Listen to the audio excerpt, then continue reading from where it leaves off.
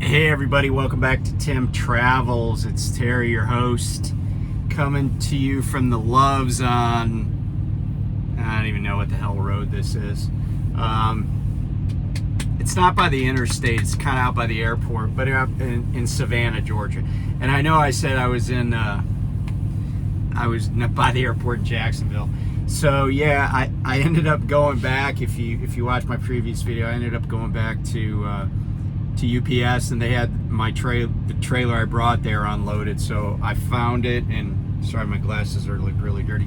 I found it, hooked it, sent a message. It's all good.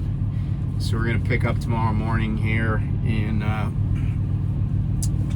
the Savannah area, and we'll be on our way. So two things I know about Savannah. Forest. Is everybody okay? I knocked my phone off. My arms are longer than I realized. Two things I know about Savannah.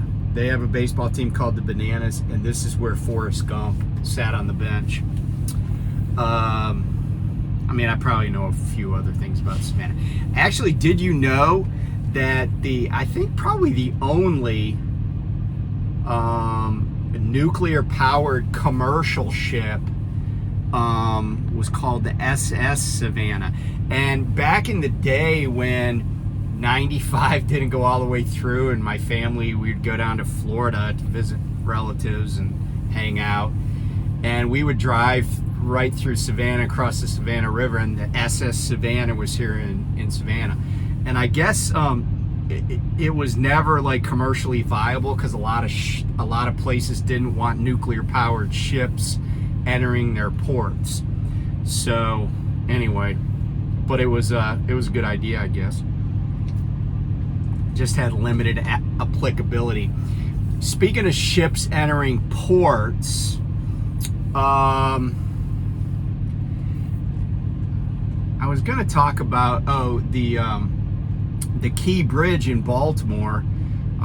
They're starting to move all the steel out of the water, and they're still looking for 4 people. And I don't even know why I was bringing that up, though. There was something I was gonna. There's an observation I had about that bridge. Oh, I know what it was. So somebody asked me on the channel, they're like, well, what do you think about, Biden saying the federal government's going to pay for it? And my answer is, I love it. And here's why. I've been in court. I've litigated cases. I've never litigated a case. By the way, I took admiralty law because I went to law school in Baltimore at the University of Maryland. I took admiralty law when I was in law school from a guy that was a practitioner there in Baltimore. But one of the things that I like about what Biden did is I like people who don't screw around. And we spend so much time in this country wringing our hands and talking about why stuff can't get done, that stuff doesn't get done. Look how long it took to rebuild on the site of the World Trade Center. It took 10 years. And, that was a message to the terrorists, right?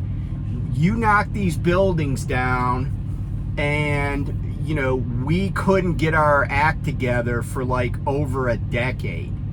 And, it was a bad look. And here's the thing. They're like, oh, well, we got to go after the ship and, the pilots and all that. Look, that litigation is going to be huge because, by the way, the ship's power plant was worked on in port in Baltimore right before they left. So there's going to be parties to litigation about this that you might not even thought of, and certainly all the people that are complaining about rebuilding this bridge with taxpayer funds haven't thought about. Because here's the deal. If we wait around till everything gets resolved and the money actually gets paid, there won't be a bridge there for 20 years. And I'll take you back to when the bridge over the Mississippi River on Interstate 94 fell in Minnesota. Congress passed a unanimous bipartisan resolution to provide federal funding to build that bridge back. And it got done. And I will say this, that bridge was not as important as the Key Bridge is, just in terms of commerce and jobs and all that stuff. That bridge in Minneapolis was not nearly as important. It was important for people who drove over it every day, but it was not of the magnitude of the Key Bridge in Baltimore. And I don't want to wait around. It just as a public policy matter, I don't like waiting around to see what's going to happen, because like I said, 20 years, that there'll still be a no bridge there if we wait around. And it will probably take, I mean, even though I think the law is clear on this, but it could take a year or two to determine the correct venue that any claims can be brought in. So that bridge can be rebuilt in 2 years. And for those who say, oh, we can't do it that fast, my response is, yes, we can if we wanted to, and we should. This country was in large measure built, no pun intended, on huge public infrastructure projects. We need to get back to that. It's part of our economic stability and growth, but it's also part of who we are. Like, we're Americans, we build stuff. Look how fast the Empire State Building was built in like less than a year during the Depression. Right? Sell some bonds, get whatever money you need, and build the bridge bigger and better. Because it really could have used an upgrade. So let's upgrade it. Let's, if you look at what the Tappan Zee Bridge looked like before and look at what it looks like now, and I don't call it the Governor Mario Cuomo Bridge, I still call it the Tappan Zee Bridge. I still call the Sears Tower the Sears Tower. I still call Comiskey Park Comiskey Park, because I don't give a crap who sponsored it. Build the bridge. It's needed, it's vital, and it just needs to be done. And I would say that if this bridge was anywhere else in the United States, and our track record is that we've done stuff like this. So let's just do it again. Let's just pick up all the steel, recover the bodies carefully, let's not get anybody else hurt, and then let's build this bridge, and quickly. Okay, bro, there's no way you're getting that trailer in here. And let me say this, there are these jackasses that want to park all over this all over this place. And I had trouble backing in because there's a clown in a red pickup truck parked on the curb. I don't know what he's up to, but he's not, like, he doesn't have a truck. He's talking to truck drivers. So I said something when I went in to get my soda. But anyway, because I was just, I don't care what he's doing. I just care where he's parked. Okay, so, by the way, somebody complained about me going off on tangents, and I could go off on a tangent about that, but I won't. Okay, so that's that. I wanted to talk my truck, my 2024 579 Peterbilt, now has 100,044 miles. 100,044.6 miles. And I wanted to do a little review of this thing. A lot of people I've talked to have been like, oh, how do you like the Pete? And my answer is, I'm going back to a Freightliner when I can. I'm not gonna like turn this in, trade it in, whatever you want to say. I'm just gonna I got about 2 years left on the lease. I'm just gonna run it. And so, but I wanted to do a kind of a comprehensive review, so you know if you're like, oh, I'm used to a Freightliner, or I'm used to an International LT, both of which I've driven. I'm used to a Volvo, 780, which I've driven. I've driven T680s.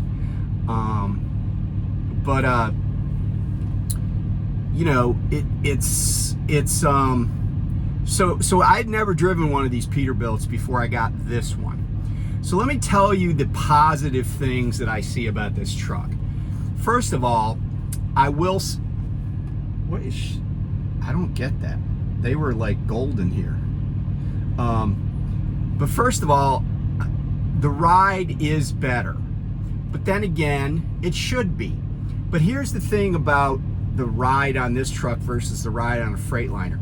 The comfortable ride only happens in states that are not called Arkansas, New Mexico, Arizona, everything in Illinois within 100 miles of Chicago, South Carolina, parts of Texas, parts of Michigan, all of Indiana, parts of New York. You get it, right? This truck has airbags on the front axle, and it has a longer wheelbase, so it rides a little better. The one thing I will say that I like about it is that, I'm sorry, but they are like super close to this the truck on the other side, and they were lined up perfectly. I don't know what they're doing. Anyway, sorry. So one thing I do like about this is that it has been good with tires. I have the original tires on here. I still have a lot of tread left on them. It seemed like my Freightliner ate tires for breakfast. I can't even tell you how many tires I put on that truck in 2 years. So that's one thing that I will say that's a positive about this truck. So at times it is much more comfortable. The engine has more torque than the Detroit diesel that I had in my Freightliner. And that comes in handy sometimes. The downside to that torque is if you're not used to it, and you're not good at riding the brake, this thing, because I've seen other people do this where it's like, it zooms away from them and slams into loading dock, wall, it slams into kingpins and stuff like that. So you have to be aware of that. Those are the things that I like about it. A lot of the things that I've mentioned, some of the things, and here's the bottom line on the positive side. It hasn't broken down. There's a bunch of stuff that really should be fixed that I just ignore. But big picture, I haven't had any problems with the powertrain. I think it kind of drinks coolant. So, and I've heard of other people saying, hey, I got, like Jim Cox was talking about, always filling up his reservoir. So it's really not, from a mechanical standpoint, big picture items, it's been a reliable truck. So no complaints there. But I still will go back to a Freightliner, and here's why. This truck is laid out by, like drunk people. I already did a video where there's all these like buttons that have nothing going to them. And then the buttons that you use a lot that are really vital to you, like your four-way flashers, I can't tell you how many times I've turned the dome light on when I was trying to turn my flashers on. It's a stupid layout. The stalks that control both the transmission and the wipers and the light dimming and all that stuff, they're substandard. My wipers have never Not from the minute I had the truck. They have never worked right. My right directional sometimes will not stay on. You got to keep pushing it up to get it to go on. And the whole dang thing is just all loosey-goosey. It's like something that my mom in her 1982 Pontiac Catalina would have had. How the high beams come on and go off, that is so old technology, so old school. It's not even funny. The paddle shifter stuff, that's okay, but it still won't, you know, I watch the torque and stuff, it still won't upshift when it needs to. It is, it gets good mileage, but it's not, it could do better, but I just work it manually. At the top here, where the Freightliner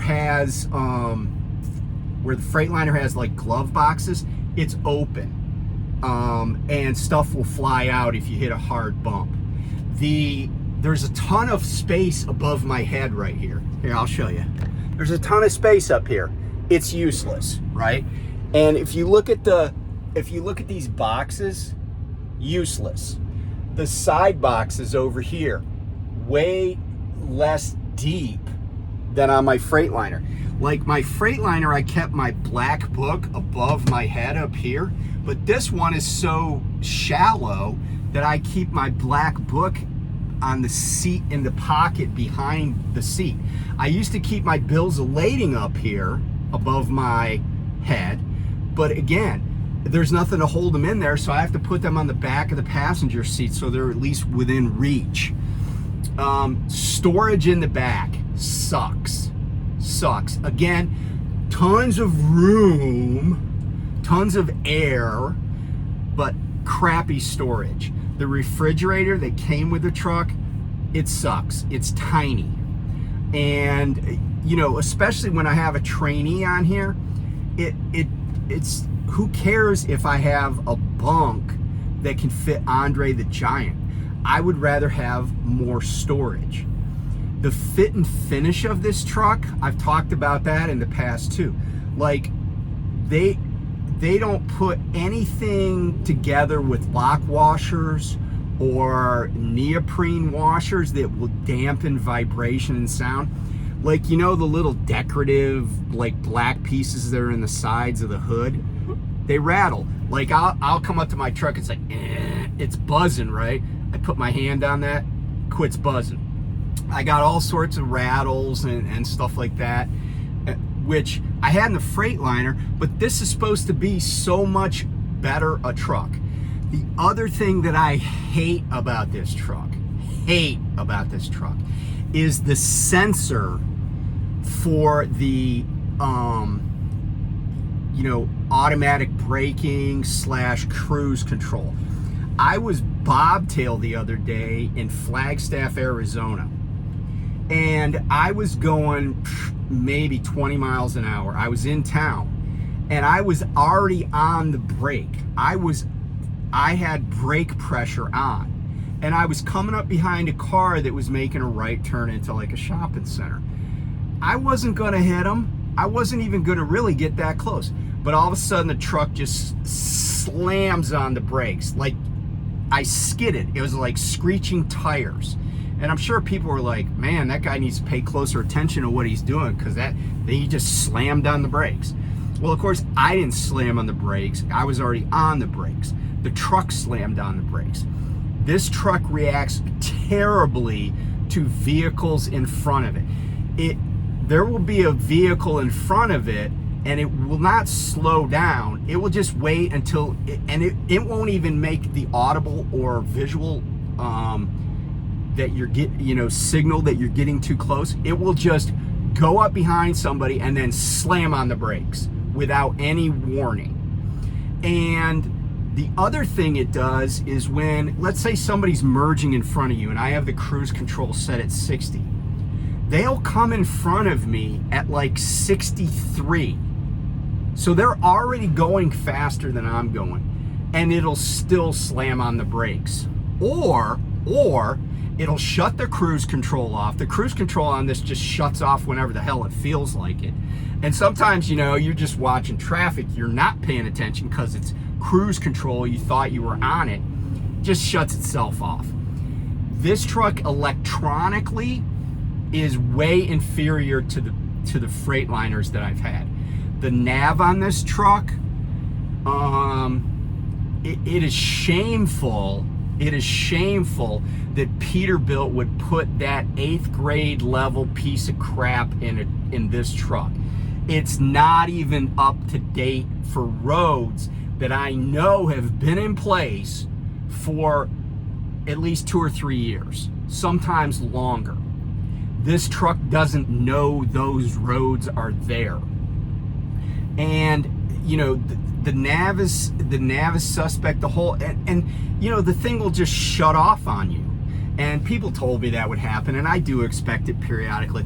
The other thing that I hate about this nav is that at night, if you shut your engine off and you start it back up, this thing decides to go through its whole reboot, and one of these screens is like bright white. And if it reboots just while you're going down the road, you could pretty much count on this, you know, I don't know how many inches it is, 6 inches, 6-inch diagonal screen being bright white, shining right in your face until it finishes. You know, those are a lot of things that matter to me. Now, maybe some people are like, I don't even care. But what, and again, I know it's just a machine, but the level of thought that went into it is shameful.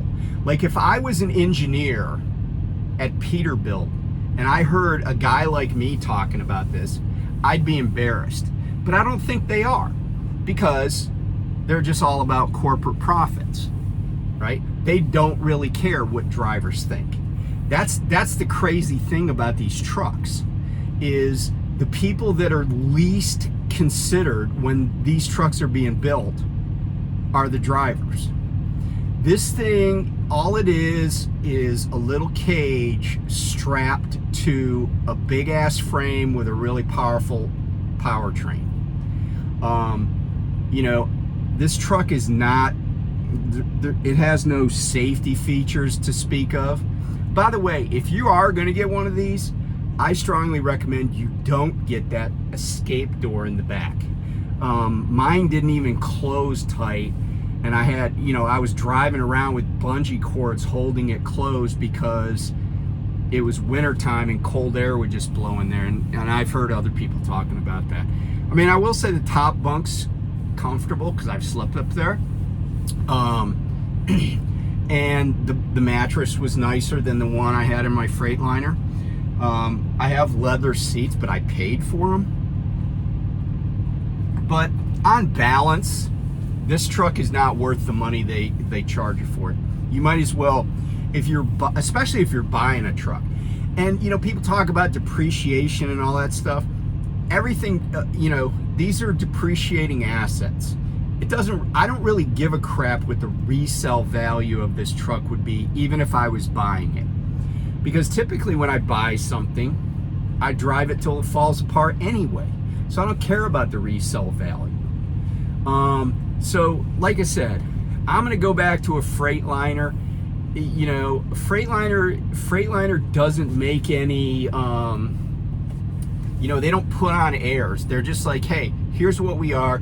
We're a you know, a heavy duty truck that will run a long time, and you know, you'll have to go to the chiropractor periodically. But you know, for the money, and like I said, Freightliners have way better storage. That's valuable to me. I was able to put a much bigger fridge in there. That's valuable to me.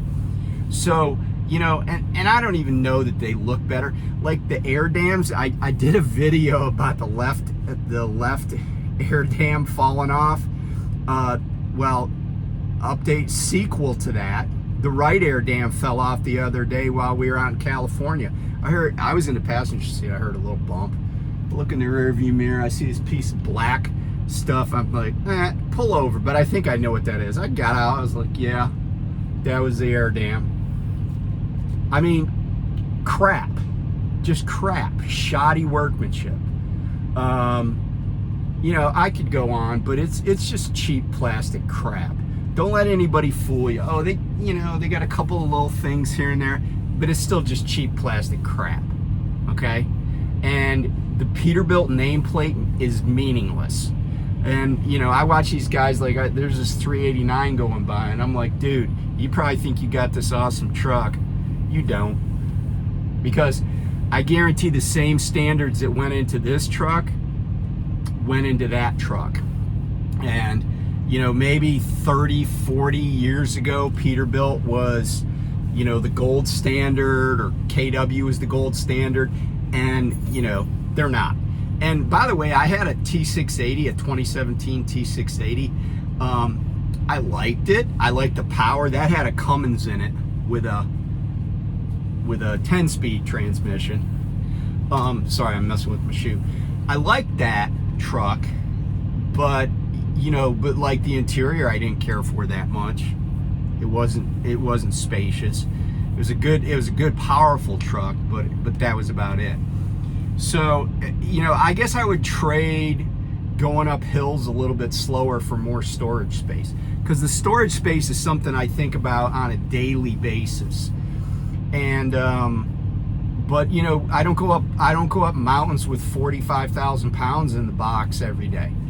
And you know, so I think about the things that impact me on a daily basis, and I can say that this truck is, it's just not, it's not worth it, and don't believe the hype. So if you got specific questions, I'll try to I'll try to answer them. I don't mind the PACCAR engine. Like I said, I feel like the powertrain is a positive thing about this truck. I feel like the truck not tearing up tires is a positive thing. But you know, like I said, on balance, I think I'm gonna go back to a Freightliner, just because of the storage space and the convenience. And I'll just, you know, I guess I'll just go to the chiropractor more often. Anyway, thanks for tuning in, and I'll talk to you soon. Bye.